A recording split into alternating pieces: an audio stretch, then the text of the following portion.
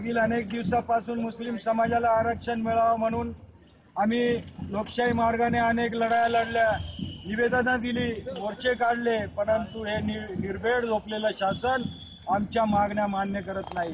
आज मुस्लिम समाजाची परिस्थिती अतिशय हलाखीची झालेली आहे।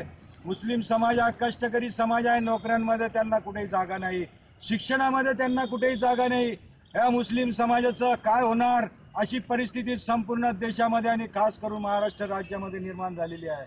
या समाजाला आरक्षण द्यावं या मागणीसाठी आम्ही सतत प्रयत्न करत आहोत। आज याच लोकशाही मार्गाने संपूर्ण महाराष्ट्रामध्ये आम्ही घंटानाद आंदोलन केलेलं आहे आणि त्याच माध्यमातून या शासनाला आम्ही जाग आणण्याचा प्रयत्न करत आहोत।